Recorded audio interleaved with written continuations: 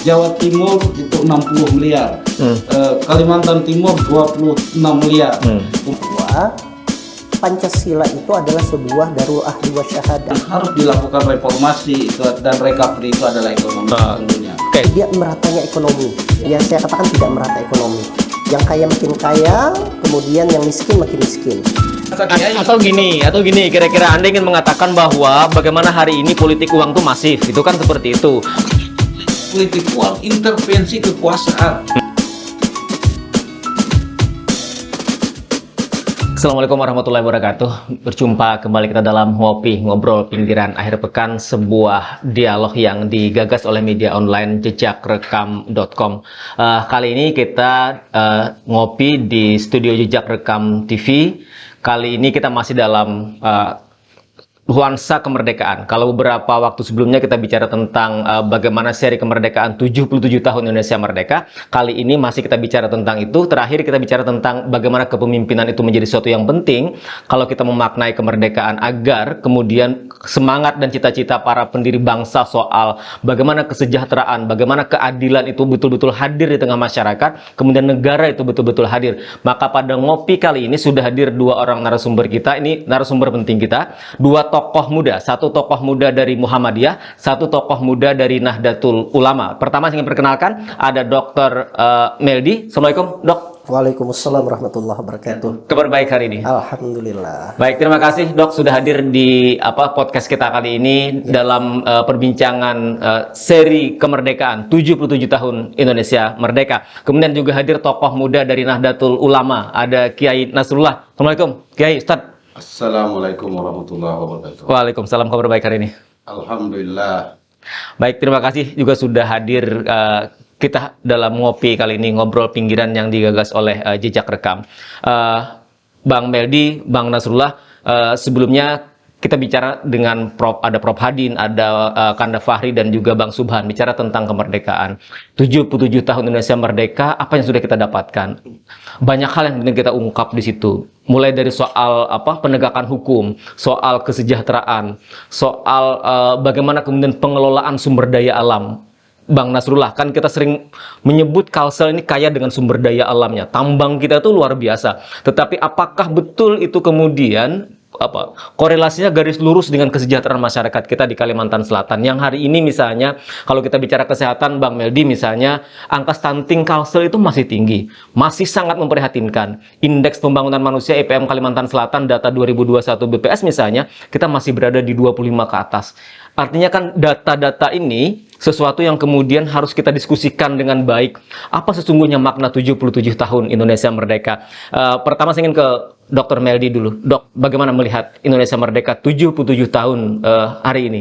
Baik, terima kasih Bang Rasidi atas kesempatan yang diberikan. Jadi kita berbicara tentang kemerdekaan.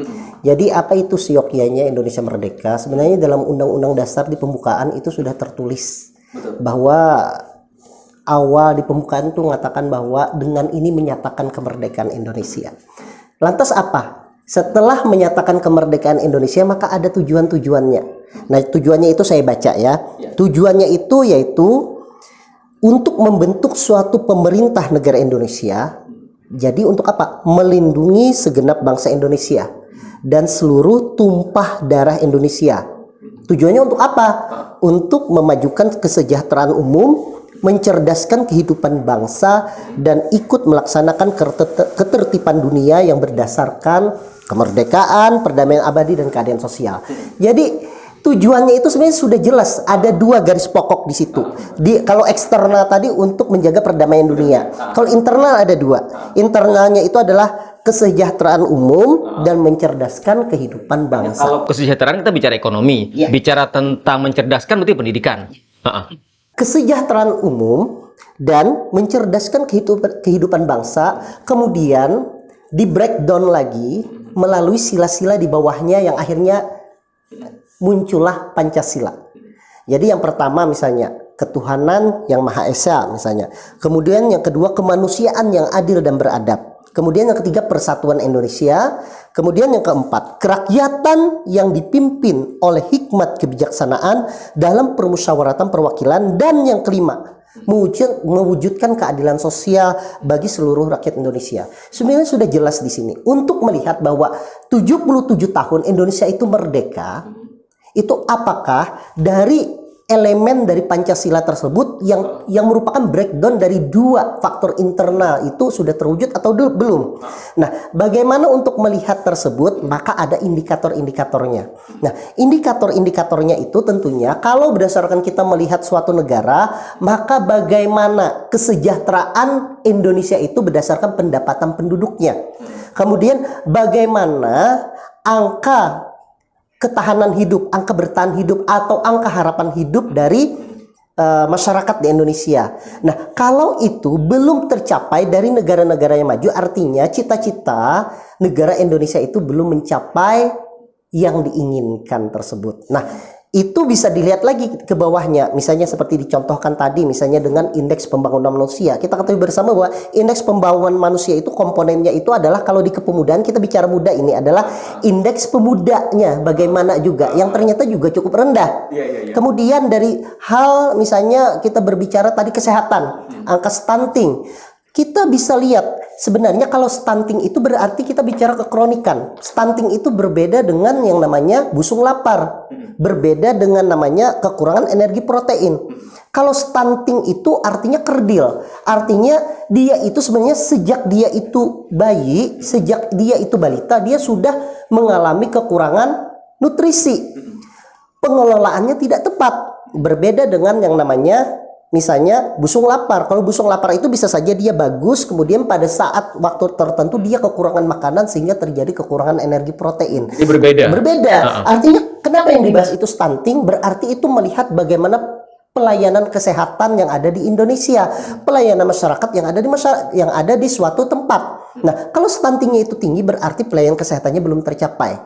Makanya untuk kita menangani stunting tersebut tidak bisa dengan cara hanya satu elemen saja, misalnya dari dinas kesehatan dengan memberikan pengobatan, nutrisi dan sebagainya. Dia harus ada multi center, multi kerjasama dengan pemerintah daerah, dengan dinas sosial, dengan dinas kesehatan, bahkan dengan elemen-elemen masyarakat yang ada di sana untuk mencegah stunting tersebut. Itu salah satu contohnya. Artinya ada banyak hal yang harus kita lakukan, banyak hal yang kita garap. Ini hanya kalau kita bicara tentang stunting saja. Artinya kan harus dikerjakan secara bersama-sama. Oke, setidaknya ini ada benang merah yang kemudian Dr. Meldi sampaikan. Sekarang saya ke Ustadz Bang Nasrullah, menyambung sampaikan Bang Meldi tadi. Artinya kemudian itu ukuran bagaimana kemudian semangat yang digagas oleh para pendiri bangsa di dalam pembukaan Undang-Undang Dasar 45. Tadi kata Bang Meldi, ada urusan internal kita soal bagaimana mencerdaskan bangsa, kemudian soal kesejahteraan, kemudian kalau kita bicara keluar eksternalnya itu kan soal ketertiban dunia. Bang Nasrullah melihatnya di Indonesia merdeka 77 tahun hari ini, kalau kita tarik dalam konteks lokal Kalimantan Selatan seperti apa? Ya, yang pertama ini menarik. Karena ini adalah yang pertama saya ikut ngobrol di ngobrol pinggiran. Yang pertama kan kalau kita berbicara kemerdekaan itu ada aspek histori. Aspek histori itu tentunya untuk mencapai sebuah kemerdekaan itu tentunya ada peran besar para pendiri bangsa. Baik itu dari ulama, kemudian baik itu dari tokoh-tokoh yang nasionalis. Nah, kemudian kalau kita berbicara tagline yang kita bahas, 77 tahun kita merdeka, apa yang kita dapat. Nah, tentunya kalau kita berbicara apa yang kita dapat, sudah real. Bahwa kita bisa bebas berpendapat, itu dalam konteks demokrasi, kemudian dalam konteks sosial, kita bebas berekspresi dalam rangka 77 tahun kita merdeka. Nah, itu dalam konteks demokrasi yang ada di Indonesia. Yang kemudian dalam konteks ekonomi, kemudian dalam konteks kesejahteraan, karena negara kita adalah negara kesejahteraan, apakah benar kita merdeka? Nah, itu menjadi tanda kutip. Kalau bagi saya melihat dengan sumber daya alam dari Sabang sampai Merauke, secara ekonomi kita belum merdeka. Karena sesungguhnya kalau sumber daya alam Indonesia itu dikelola dengan benar, maka satu pulau pun itu bisa mensejahterakan rakyat Indonesia per kapita. Tapi ternyata banyak sekali sumber daya alam yang ada dikelola di Indonesia ini bocor, yang kemudian tidak tepat guna. Nah, sehingga kita pada hari ini sesungguhnya ekonomi Indonesia ini sebenarnya sedang membahayakan, sehingga kalau dari segi kebijakan makro memang keputusan pemerintah untuk menarik subsidi BBM dan menaikkan BBM itu betul, karena secara makro APBN kita itu defisit. Karena apa? Karena BBM bersubsidi itu disalahgunakan oleh yang tidak berhak menerima subsidi BBM tersebut. Contoh, subsidi BBM itu kalau kita melihat beberapa fenomena yang ada itu digunakan oleh pelaku industri.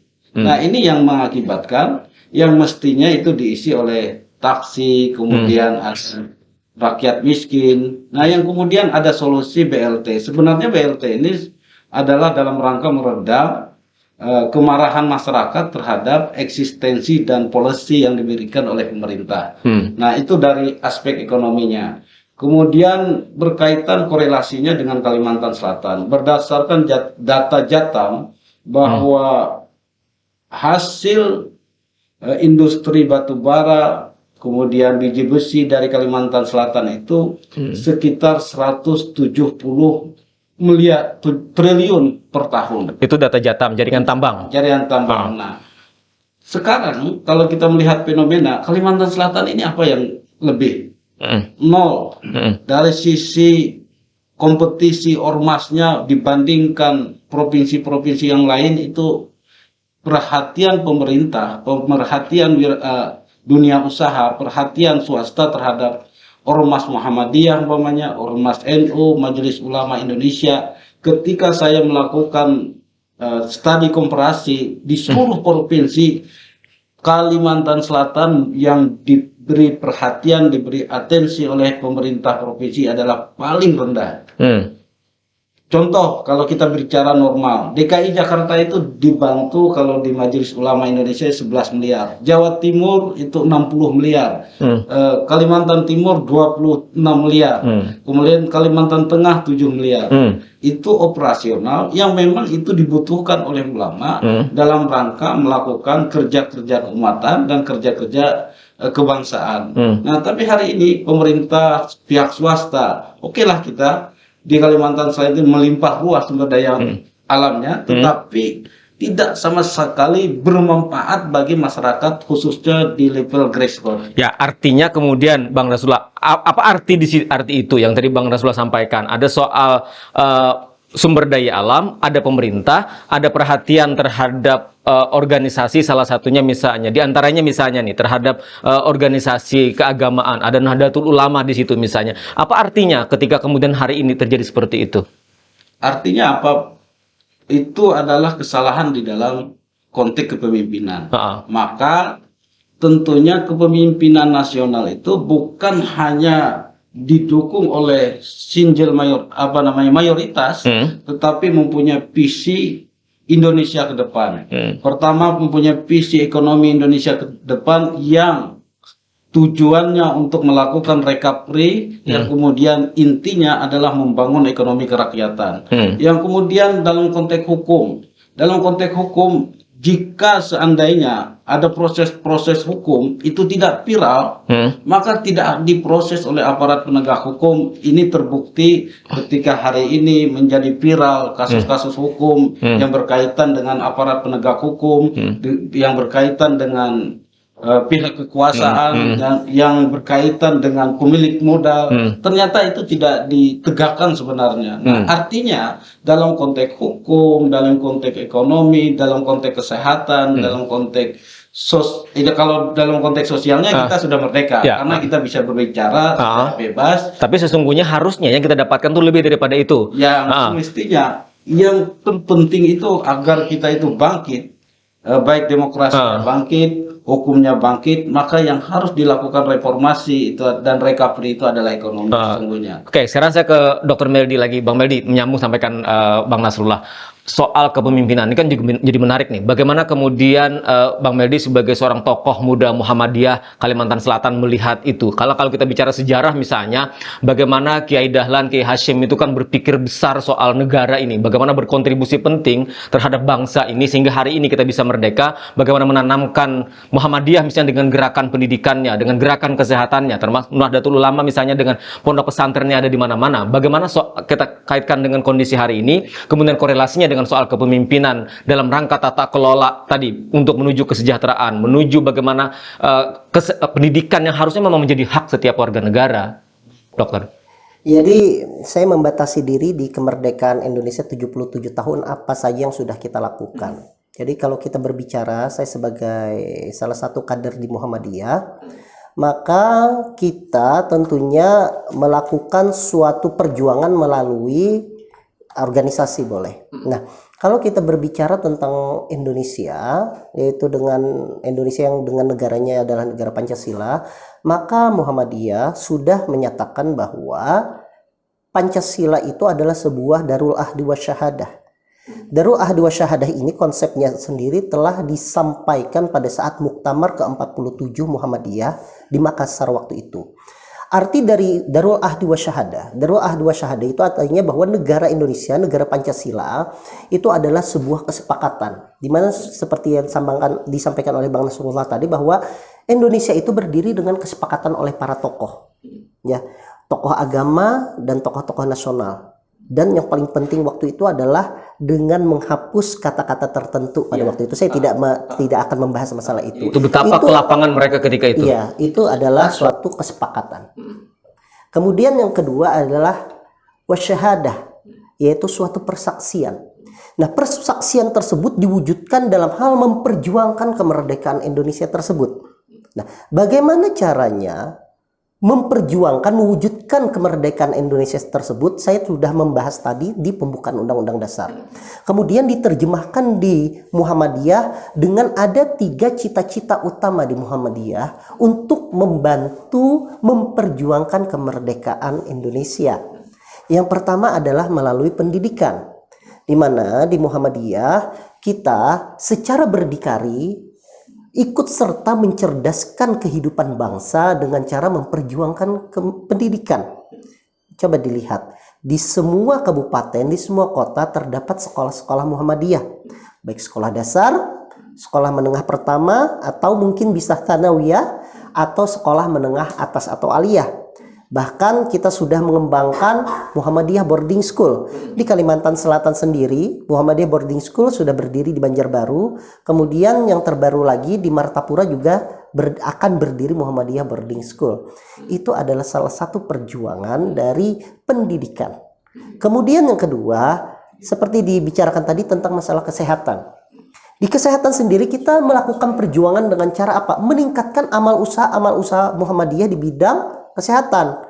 Misalnya dari Majelis Kesehatan Umum membuat suatu program, yaitu 1000 klinik yang ada di Indonesia, sehingga kita mendirikan klinik-klinik PKU namanya di seluruh Indonesia untuk ikut serta memajukan kesehatan yang ada di Indonesia. Misalnya lagi dengan rumah sakit, baik itu rumah sakit Islam ataupun rumah sakit PKU, di mana sudah tersebar di seluruh Indonesia rumah sakit jaringan Muhammadiyah yang punya peran penting. Bahkan pada saat kemarin lagi tinggi-tingginya COVID-19, dan waktu itu saya dipercaya sebagai Muhammadiyah, Ketua Muhammadiyah COVID-19 Command Center Kalimantan Selatan, kita turut andil dalam memutus mata rantai penularan COVID-19. Nah, pada saat itu juga saya di rumah sakit Islam juga ikut serta kita membuka pelayanan COVID, mengobati pasien-pasien COVID dan tidak ditarik biaya, asalkan mengikuti peraturan-peraturan yang ada. Sehingga pada saat itu kita betul-betul merasakan bahwa Muhammadiyah mempunyai andil buat bangsa Indonesia untuk ikut serta dalam bidang kesehatan. Itu yang kedua. Kemudian yang ketiga, dalam bidang kesejahteraan. Ya, Muhammadiyah tentunya sudah membuka panti asuhan. Panti asuhan Muhammadiyah sudah tersebar di seluruh negeri. Kemudian bagaimana kita melakukan pembagian-pembagian, bisa itu mungkin sembako atau pembagian-pembagian bantuan kepada masyarakat, khususnya kemarin juga pada saat terjadinya COVID-19 kita sampai ke pelosok desa memberikan bantuan-bantuan tersebut karena mereka tidak bisa melakukan aktivitasnya sehingga perlu bantuan. Kita bergerak pada saat itu dengan memakai tenaga kawan-kawan di Angkatan Muda Muhammadiyah, luar biasa. Sehingga kalau kita lihat dari situ, kita menerapkan yang namanya tadi wasyahadahnya, sehingga tercapailah kesepakatan pada saat Muktamar ke-47 di Makassar mengatakan bahwa Muhammadiyah itu adalah, bahwa negara Indonesia itu disepakati sebagai darul ahdi wasyahadahnya dari Muhammadiyah tersebut. Jadi kita melihatnya itu dalam perspektif bagaimana kita memajukan negara Indonesia mengisi kemerdekaan tersebut. Kalau kita tadi berbicara tentang masalah bagaimana naiknya subsidi BBM, bagaimana sekarang ini ekonomi yang tidak bagus dan sebagainya, tentunya kita berbicara nantinya perspektif lainnya di luar dari itu. Dok, artinya kalau bicara tentang apa yang sudah dilakukan, Muhammadiyah sudah melakukan banyak hal, NU sudah melakukan banyak hal untuk bangsa ini dalam konteks organisasi, dalam konteks bagaimana kemudian negara ini kan juga tadi kalau kita bicara ada potensi sumber daya yang luar biasa, bagaimana soal kesehatan kita yang masih bermasalah, stunting dan segala macam. Kemudian tadi Bang Nasrullah menyinggung soal kepemimpinan, ada sesuatu yang salah dalam tata kelola kita. Artinya kalau kita bicara yang salah dalam tata kelola kita, ada kaitannya dengan soal kepemimpinan lagi-lagi. Maka bagaimana kemudian menyiapkan pemimpin yang betul-betul nanti kira-kira bisa melaksanakan mandat dengan baik. Bagaimana kemudian harusnya tadi Bang Nasrullah, harusnya kan yang kita nikmati hari ini tidak seperti hari ini saja. Kalau kita bicara Kalimantan Selatan yang kaya dengan sumber daya alam, harusnya angka kemiskinan kita bisa kita tekan, kira-kira kemudian stunting kita tidak seperti saat ini, IPM kita tuh bisa lebih baik, orang bisa nyaman sekolah dan segala macam. Tidak ada lagi cerita soal misalnya infrastruktur pendidikan yang rusak, akses ke sekolah orang yang susah dan segala macam.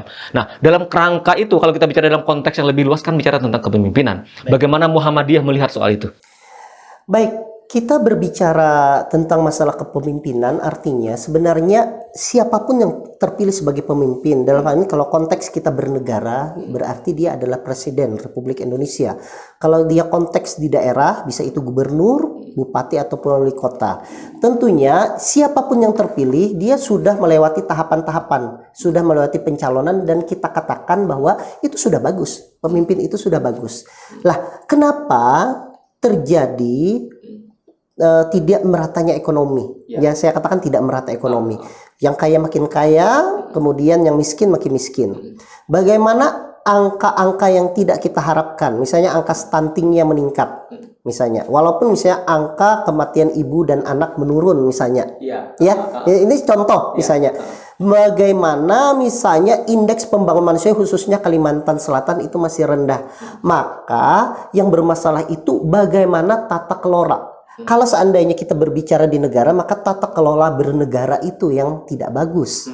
Kalau kita berbicara di daerah, maka tata kelola pemerintahan daerah itu yang sebenarnya kurang bagus, tidak berjalan dengan bagus. Karena apa? Karena kalau kita sudah berbicara konstitusi, berbicara undang-undang dan sebagainya, itu sudah bagus semua, sudah normatif namanya. Tetapi menjalankannya, dalam hal menjalankannya itu yang tidak bagus. Saya katakan bukan itu masalahnya adalah pemimpin, tetapi masalahnya adalah integritas dalam menjalankan tersebut. Pemimpin bagus, tetapi integritasnya apakah dia betul apa tidak? Misalnya sebagai contoh, ketika dulunya misalnya nih ada seseorang mengatakan bahwa saya menentang namanya bantuan langsung tunai. Kemudian sekarang mengatakan kita akan memberikan bantuan langsung tunai. Itu namanya sebuah integritas yang tidak bagus sebenarnya. Kalau menurut saya. Kenapa? Karena tidak sesuai dengan ucapan yang dulu dengan yang ucapan yang sekarang. Walaupun saya memahami, mungkin pada saat dulu tidak mengetahui bagaimana yang namanya APBN, yang mana cadangan devisa bagaimana, akhirnya sekarang memahami. Tetapi itu namanya integritas. Artinya ucapan yang dulu itu sebenarnya menjadi kaca, menjadi cerminan kita sekarang. Integritas kepemimpinan itu menjadi penting. Integritas itu akan diterjemahkan kepada unsur yang ada di bawahnya. Dia akan mengatakan bahwa kita tidak akan misalnya tidak akan mengurangi subsidi, misalnya sebagai contoh nih, saya tidak akan mengurangi subsidi, tetapi kita akan gunakan cara lain agar komponen dari cadangan negara ini tidak akan amblas, tidak akan ambruk lah dengan cara kita memberikan subsidi kepada BBM misalnya. Saya bukan ahli perminyakan, saya bukan ahli ekonomi, tetapi saya akan berbicara filosofis suatu negara. Tadi kita bicara di pembukaan kesejahteraan umum. Ketika kita menurunkan BBM, menurunkan subsidi sehingga BBM naik, maka apakah kesejahteraan itu terjadi? Tidak akan terjadi. Bagaimana indikasi itu tidak akan terjadi? Maka masyarakat akan berbicara bahwa mereka akan kesulitan untuk membeli BBM.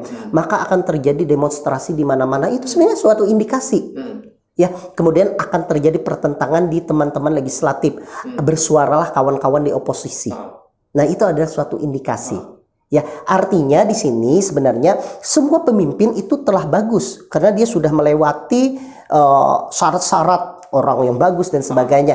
Tetapi kenapa ini terjadi? Karena penterjemahan kepada bawahnya itu tidak dilakukan integritas dengan baik. Itu artinya menjadi penting. Bagaimana kemudian soal integritas tadi menjadi poin yang kemudian ditekankan Dr. Meldi. Baik, nanti kita juga akan bahas lebih jauh soal bagaimana kemudian Bang Nasrullah misalnya soal tadi itu kan pandangan Bang Meldi dalam konteks melihat kepemimpinan hari ini. Bagaimana juga Bang Nasrullah melihat dalam konteks kepemimpinan. Tadi kan itu pandangan Dr. Meldi. Sekarang Bang Nasrullah sebagai tokoh muda Nahdlatul Ulama. Kalau kita bicara kepemimpinan hari ini dalam rangka misalnya memastikan kesejahteraan, pendidikan, kemudian infrastruktur itu berjalan dengan baik, ini kan ada kaitannya dengan soal kepemimpinan. Kalau Bang Meldi, bagaimana soal integritas itu juga menjadi sesuatu yang sangat penting.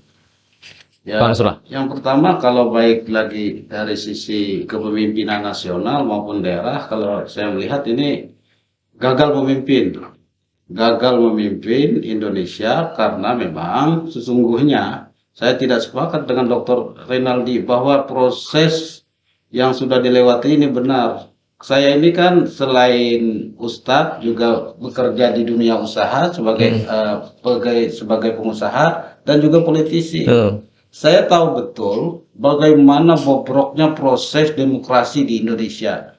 Sehingga ada istilah kalau di Amerika itu satu minggu sudah tahu hasilnya, kalau di Indonesia sebelum pemilu sudah tahu hasilnya. Karena apa? Itu ada intervensi kekuasaan karena dia tidak mempunyai pandangan bahwa dia itu sebagai penguasa, orientasinya sebagai negarawan. Bukan hanya ingin memimpin, bukan hanya ingin berkuasa.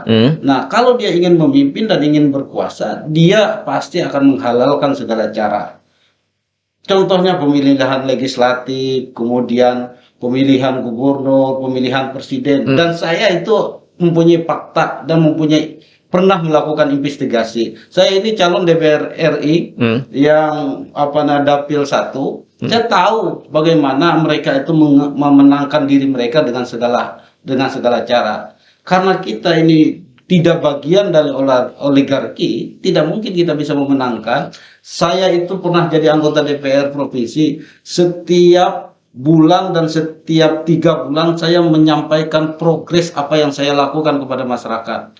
Seandainya itu menjadi ukuran dan tolak ukur, saya itu akan terpilih menjadi anggota DPR, maka saya itu tidak perlu kampanye. Karena saya setiap bulan, setiap 3 bulan, bahkan setiap 6 bulan menyampaikan program apa yang saya lakukan ketika kunjungan kerja, kemudian apa yang saya lakukan ketika rapat, dan itu saya tulis dan saya rekam.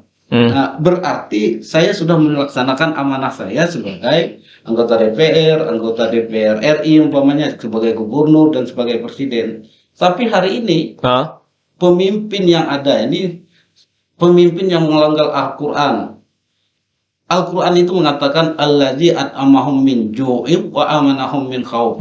Maka menjamin kesejahteraan ekonomi, jangan sampai kelaparan, dan menjamin keamanan. Dari aspek hukum, mana keberpihakan negara terhadap rakyat kecil. Ketika rakyat kecil itu melakukan kesalahan atau pidana kriminal, maka prosesnya cepat. Nah, ketika ini anak pejabat, anak pengusaha, anak yang mempunyai modal, itu pasti dalam prosesnya itu muter-muter, tidak pernah pure kepada penegakan hukum. Ekonomi kita, gas, emas di Papua segala macam, itu muter-muter. Kemudian belum lagi nanti PKP 2B pertambangan ini, apa namanya, ada istilahnya pasca tambang. Itu juga semakin tidak konsisten. PKP 2B yang melakukan kontrak karya dengan pemerintah, mestinya itu dikembalikan kepada negara yang dikelolakan oleh BUMN. Tapi ternyata ada lagi undang-undang pertambangan, IUPK namanya, ketika PKP 2B itu habis pasca tambang, maka yang mengelola tambang PKP 2B jadi melalui IUPK dan orang-orang itu aja. Artinya bahwa negara itu tidak, negara atau pemimpin yang sekarang itu tidak konsisten dalam menegakkan instrumen hukum yang ada di negara kita, dan ini sebenarnya melanggar konstitusi. Bang Nasrullah, ini kan apa, pikiran, perspektif, sudut pandang seorang Bang Nasrullah sebagai bukan artinya kan berdasarkan ukuran ilmuwan. Ya, artinya kan itu sudut pandang seorang Nasrullah bagaimana melihat politik. Saya mengapresiasi kan betul pernah menjadi seorang politisi, pernah memahami betul bagaimana situasi-situasi politik di lapangan termasuk soal pilkada. Tapi kan kita berpikirnya harusnya gini juga. Pemilu hari ini adalah buah dari reformasi. Bagaimana kemudian pemilu itu dilakukan pemilu langsung kan? Suara rakyat itulah yang akan menentukan. Jadi di mana ruang intervensi pemerintah? Rasa-rasanya kan terlalu berlebihan kalau kita menjudge di situ. Kan pemilihan langsung. Mas Bang Nasrullah maju, tinggal masyarakat akan memilih misalnya. Nah, kalau orang itu misalnya layak dalam ukuran masyarakat, dia akan pilih. Kalau tidak layak, dia tidak akan pilih. Kan normalnya kan seperti itu kan? Jadi Bang Rasidi, sekarang itu aparat penegak hukum nggak perlu disebut lembaganya, karena itu ada etika dalam berdiskusi. Nanti bisa jadi ribut antara Simbolon dan Dudung nanti kalau disebut lembaganya. Kita mohon maaf, baik itu pemilihan legislatif maupun pemilihan presiden, pemilihan gubernur, di mana ada intervensi keuangan yang lebih besar, oligarki, kekuasaan, maka semua itu bisa dipastikan dan saya bisa mengatakan bahwa yang terpilih itu ini nanti. Kita ini cuma menjalankan proses demokrasi, proses politik. Karena saya melihat ada kalkulasi. Contohnya kalau di Kalimantan Selatan, dapil 1 umpamanya ada 6 kursi DPR RI. Itu sudah ada kalkulasi yang disebutkan oleh oligarki. Kemudian dapil 2 itu ada 5 kursi. Itu sudah ada partainya ini, dan itu benar.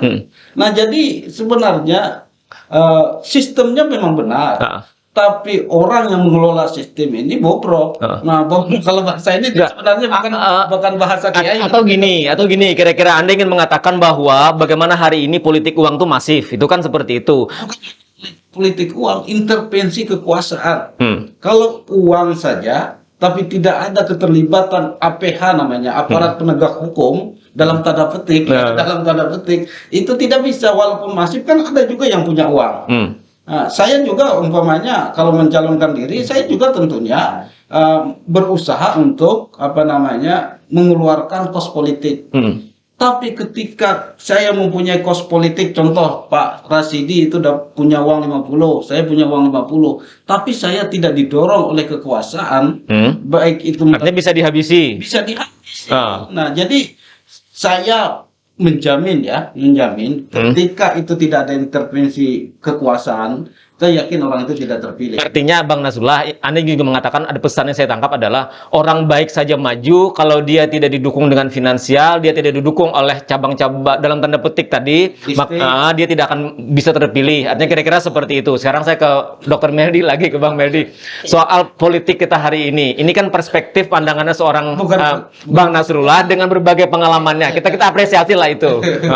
Saya tidak hanya mengapresiasi, jadi saya ucapkan terima kasih kepada Bang Nasrullah tadi, bahwa dia mengatakan dia tidak sepakat dengan saya, karena dia sudah menyuarakan apa yang disampaikannya tersebut tanpa saya harus capek-capek lagi mengeluarkan apa yang ada dalam pikiran saya. Ya, saya berbicara ada namanya suatu tatanan normatif. Suatu tatanan normatif ketika ada namanya penyelenggara negara, lembaga tinggi presiden, DPR, kemudian Mahkamah Agung, kemudian ada lagi perangkat-perangkat seperti Mahkamah Konstitusi dan sebagainya. Ketika kita berbicara pemilu, saya misalnya mengatakan bahwa kenapa pemilu itu berjalan dengan baik, misalnya karena tatanannya itu mengatakan bahwa tidak ada, bahwa keputusan yang gugatan yang dilancarkan kepada Mahkamah Konstitusi telah menghasilkan suatu keputusan. Sebagai contoh misalnya kita berbicara di Gubernur Kalimantan Selatan. 2 kali pada saat itu dilakukan sengketa dan diputuskan. Produknya udah produk kekuatan hukum. Artinya tidak ada pintu lagi untuk kita untuk mengkritik tersebut. Ya, karena dia sudah keluar produk hukumnya tersebut. Ya. Nah, entah itu ada bicara di belakang dan sebagainya, itu namanya adalah bicara di belakangan. Tetapi soal produknya dia sudah ditata secara normatif. Oh, harusnya seperti ini, harusnya seperti ini. Begitu Mahkamah Konstitusi yang sudah diisi oleh para hakim-hakim senior yang sudah punya pengalaman. Hakimnya itu bukan hanya dari praktisi, tetapi juga dari akademisi, tetapi juga dari pengacara dan sebagainya. Ketika itu mengatakan bahwa ini sudah ditetapkan, maka itulah keputusan yang terbaik. Makanya saya secara normatif mengatakan bahwa yang terpilih itu adalah orang yang terbaik. Nah, artinya Bang Meldi, kalau kita bicara dalam tatanan konstitusional, ketika mahkamah memutuskan siapa yang kemudian menang, siapa yang memutuskan di putusan mahkamah, artinya itu kan sebuah putusan yang final and binding. Nah, soal di belakang ada soal politik uang, soal misalnya ada ketidaknetralan dan segala macam, itulah soal dinamika di lapangan yang kemudian kalau saja itu bisa diyakinkan di depan mahkamah, mungkin jadi kan akan berbeda kan? Artinya kita tidak menutup mata bahwa terjadi segala macam di lapangan. Iya. Kini hal tersebut, saya berkata itu artinya saya tidak mengatakan bahwa saya itu mengatakan tidak ada politik uang. Tetap ada yang namanya politik uang. Tapi kita harus hargai putusan mahkamah. Putusan mahkamah seperti itu. Karena kita tadi berbicara bagaimana suatu pemimpin tadi. Jadi saya akan selalu berbicara secara ilmiah. Karena apa yang terjadi misalnya secara ilmiah memang seperti itu. Dok, sekarang saya ingin spesifik bicara soal politik uang. Baik. Bicara tentang politik uang, bicara tentang pendidikan politik. Ini kan menjadi penting. 14 Februari 2024 kita akan pemilu lagi. Ada pilpres, ada legislatif. Ini menjadi penting soal urusan bagaimana 5 tahun ke depan DPR RI, DPD RI, kemudian nanti juga misalnya DPRD provinsi sampai dengan kabupaten dan kota dan juga presiden di tanggal 14 Februari itu. Dok, bagaimana melihat soal politik uang kalau dokter melihat? Negara Indonesia, masyarakatnya, selama masyarakat masih belum terjadi pendidikan politik yang secara baik, maka politik uang akan terus berjaya. Bagaimana untuk mewujudkan suatu pendidikan politik yang baik kepada masyarakat, maka masyarakat juga harus sebenarnya secara aktif untuk melihat bagaimana dinamika yang ada di negara ini. Nah, bagaimana masyarakat itu bisa aktif untuk mengetahui dan kritis terhadap dinamika bernegara itu, maka represi dari pemerintah untuk berpikir masyarakat juga tidak boleh dihalangi. Yang terjadi sekarang bahwa indeks demokrasi yang ada di Indonesia itu turun. Dan dikatakan bahwa indeks demokrasi di zaman presiden yang sekarang itu paling rendah dibandingkan, misalnya pada saat sesudah Orde Baru, paling rendah dibandingkan presiden-presiden terdahulu. Nah, begitu berpikirnya itu direpresi, maka yang terjadi adalah pendidikan politik itu tidak akan berjalan dengan baik. Sehingga masyarakat akan menjadi masa bodoh sehingga politik uang akan berjalan.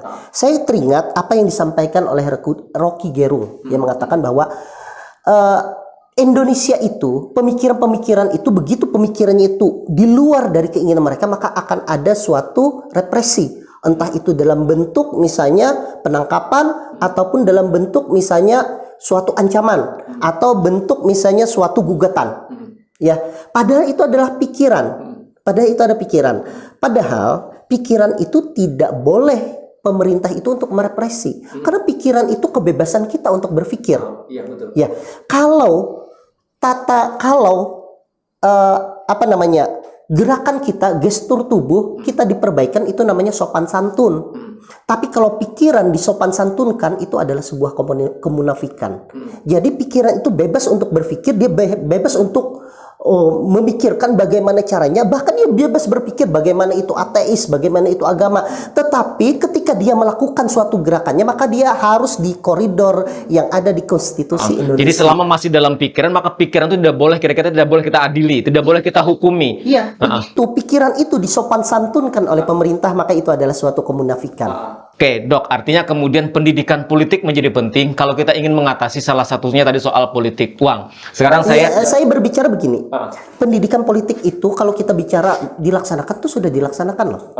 Muhammadiyah mengadakan pendidikan politik, di suatu kampus diadakan pendidikan politik, di organisasi-organisasi lain mengadakan pendidikan politik. Saya tidak berbicara pendidikan politik karena itu adalah suatu kurikulum yang disampaikan. Tapi saya berbicara adalah bagaimana pola pikir pendidikan politik yang ada di masyarakat. Begitu pola pikirnya itu tidak diberikan kebebasan oleh pemerintah, direpresi, maka yang terjadi ada pendidikan politik itu tidak akan berjalan dengan baik.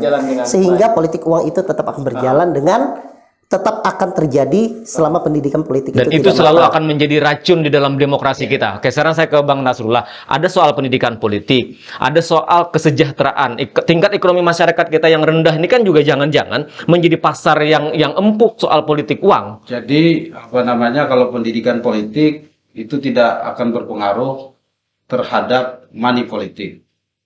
Jadi yang sangat berpengaruh itu, maka saya dari awal, walaupun saya bukan orang ekonomi, maka yang terpenting itu adalah kesejahteraan masyarakat.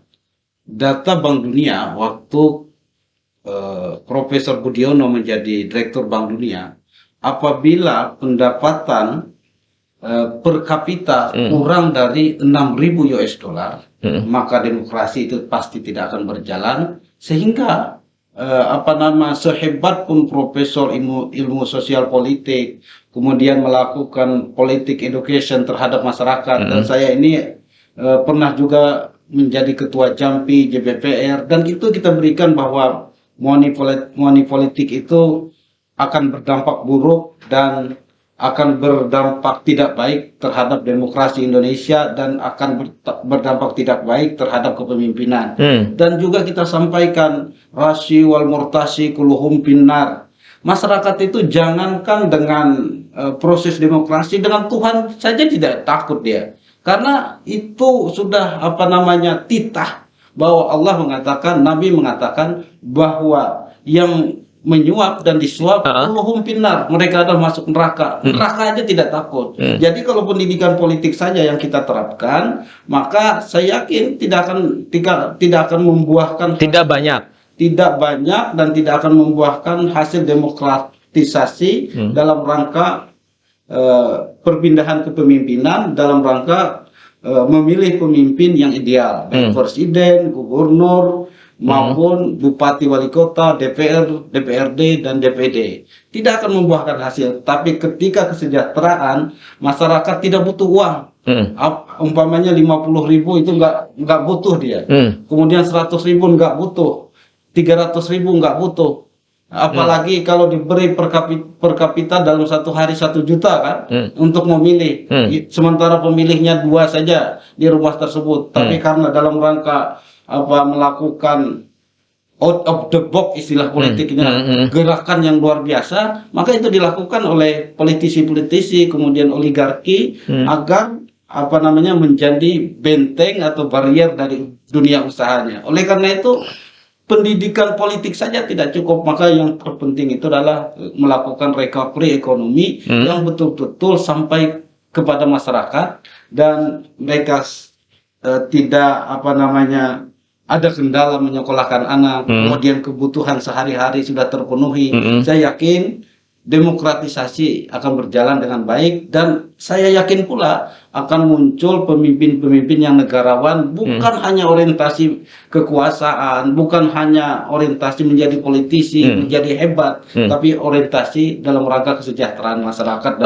Bang Nasrullah, kalau kita bicara kesejahteraan, tentu kan peran negara menjadi penting kan. Bagaimana tata kelola misalnya sumber daya alam, bagaimana mengelola sumber daya alam ini dengan baik agar distribusi itu merata misalnya. Bagaimana kemudian masyarakat bisa berusaha dengan baik. Ini kan bicara tentang tata kelola itu bicara tentang kepemimpinan lagi kan. Ya, Nah, bagaimana pemimpin yang kuat, bagaimana dia bisa lahir pemimpin yang kuat, pemimpin yang baik, pemimpin yang berintegritas. Kalau kemudian dalam prosesnya, dalam tahapannya orang untuk menjadi pemimpin, lagi-lagi kalau tidak dipilih tidak diberikan dengan uang, orang tidak dipilih, ini kan juga menjadi masalah. Artinya lagi-lagi korelasi antara kesejahteraan dan pendidikan politik itu tidak bisa kita buat irisan di situ.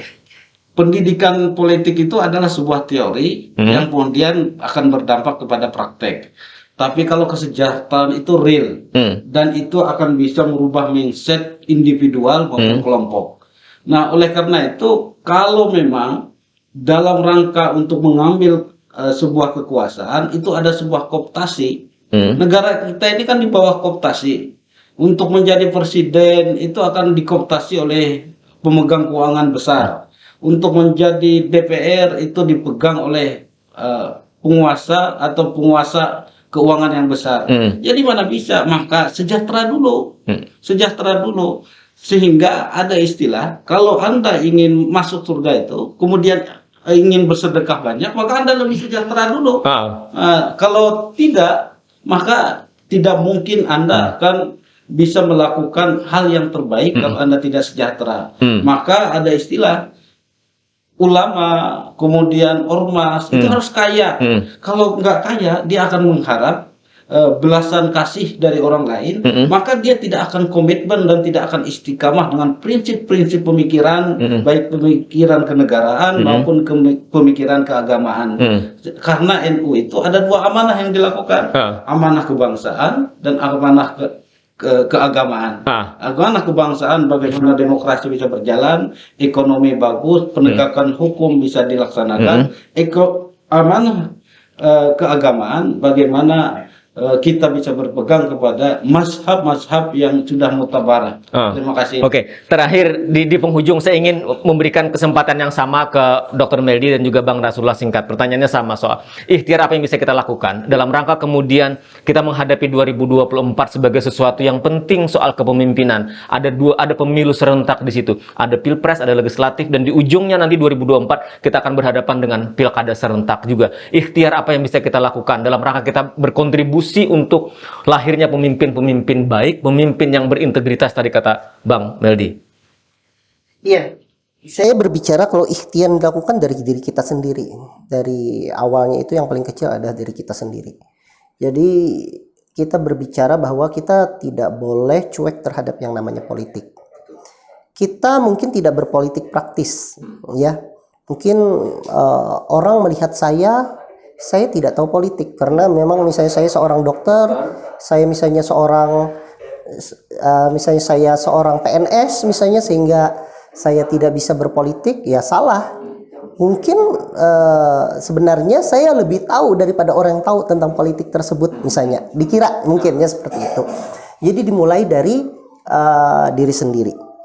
Nah, bagaimana cara mewujudkan tersebut? Kita melakukannya dengan sumber daya yang ada, ya. Saya sebagai seorang kader Muhammadiyah, saya seorang ketua pemuda Muhammadiyah, maka saya tentunya akan memberikan sumber daya yang ada supaya kawan-kawan saya itu memperjuangkan bagaimana politik identitas yang terintegrasi itu yang bagus. Kader-kader kita yang berkecimpung misalnya di mana? Kita, ya teman-teman saya seluruhnya dari Kalimantan Selatan, anggota KPU yang Muhammadiyah teman saya semua. Ya, bahkan saya menjadi debat moderator waktu itu, debat moderator wali kota, mungkin Bang Rasidi lihat ya waktu itu ya, wali kota, bupati dan sebagainya, teman-teman saya semua. Di situ adalah salah satu peran kita bagaimana mewujudkan supaya ya politik itu bagus. Ya, nah saya akan tekankan kepada anggota-anggota saya di KPU. Saya minta supaya mereka bekerja dengan integritas yang baik. Itu yang paling penting. Iya, baik itu di KPU provinsi, baik itu di KPU kota, akan saya sampaikan harus berintegritas yang baik. Itu yang kedua.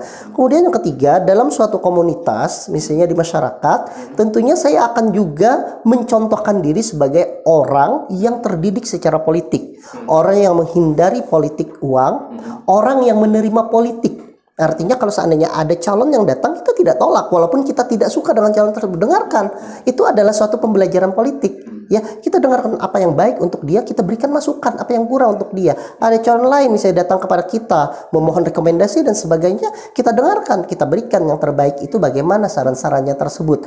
Jadi memang dimulai dari awal yang bisa dicontoh oleh orang-orang sekitar kita dan kemudian nanti akan dicontoh oleh orang-orang yang ada di lebih luas lagi. Jadi dimulai dari diri sendiri. Saya tidak mau muluk-muluk. Oke. Jadi poinnya adalah ikhtiar itu kita lakukan dari diri kita sendiri. Itu yang paling penting. Sekarang saya ke Bang Nasrullah, pertanyaan yang sama. Ya, ikhtiar yang penting baik secara individual maupun secara institusi. NU selalu mengkampanyekan bahwa dalam rangka merebut kekuasaan itu ada amanah. Maka ketika mendapatkan amanah agar mendapat keberkahan, maka harus melakukan dengan cara-cara yang elegan, cara-cara yang beradab, dan cara-cara yang benar, berakhlakul karimah. Nah, yang kedua, dalam konteks eksternal, saya sering mengatakan agar semua kontestasi atau kompetitor itu mempunyai hak yang sama, maka negara harus menyiapkan contohnya partai politik itu secara general itu dibantu umpamanya 1 triliun satu partai politik. Tetapi ketika ada dana-dana yang lain didapat oleh partai politik, maka partai politik tersebut harus didiskualifikasi dalam rangka menjadi kontestasi dalam pemilihan umum maupun pemilihan presiden. Nah, itu sudah kita usulkan baik di diskusi-diskusi di tingkat regional, lokal maupun tingkat nasional. Dan tentunya kalau itu difasilitasi oleh negara, tidak ada partai yang berkuasa, tidak ada the ruling party istilahnya. Jadi semua setara. Semuanya setara. Sehingga yang ditawarkan itu adalah program, bukan yang ditawarkan itu adalah beras, minyak goreng, kemudian sembako yang di luarnya ada gambar partai yang kemudian setelahnya ditangkap KPK. Nah, itu gara-gara bukan sembako, gara-gara tidak setara peran negara dalam memfasilitasi partai politik dan kompetitor baik presiden, kepala daerah maupun calon DPRD, DPRD provinsi dan DPR RI dan DPD. Dan kalau dimulai dari diri sendiri, kalau seorang Nasrullah tidak akan melakukan politik uang. Ibda binafsik, itu dari diri sendiri.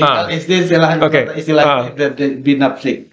Tapi memang dalam rangka publikasi kita harus punya kos. Saya tidak pernah membagi uang. Saya terpilih waktu 2009 sama sekali tidak mengeluarkan uang. Maksudnya untuk membeli suara.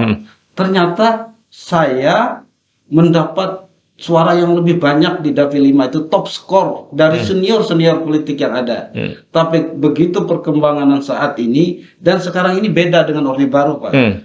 Orde Reformasi ini pengusaha langsung terlibat menjadi politisi walaupun dia tidak mencalonkan diri. Anak, keponakan, paman, kemudian sepupu, itu yang dimajukan dalam rangka membentengi dunia usahanya. Kalau dulu dunia usahanya tidak terlibat politik, ngapain ikut politik? Lebih baik saya pure bergerak di dunia usaha. Oleh karena itu perlu kepemimpinan yang negarawan. Baik, itu poinnya saya tidak simpulkan, artinya menjadi menarik. Biarlah kemudian masyarakat menilai, masyarakat kemudian mencermati. Tapi semangatnya adalah sama. Bagaimana kita butuh pemimpin yang kuat, pemimpin yang berintegritas, kalau bahasanya Bang Meldi, pemimpin yang negarawan, pemimpin yang betul-betul hadir di tengah masyarakat. Kira-kira seperti itu. Baik, terima kasih Bang Nasrullah, terima kasih Bang Meldi. Demikian tuntas sudah kebersamaan kita dalam Ngobrol Pinggiran Akhir Pekan, sebuah dialog diskusi yang digagas oleh media online jejakrekam.com. Terima kasih dan wassalamualaikum warahmatullahi wabarakatuh. Waalaikumsalam.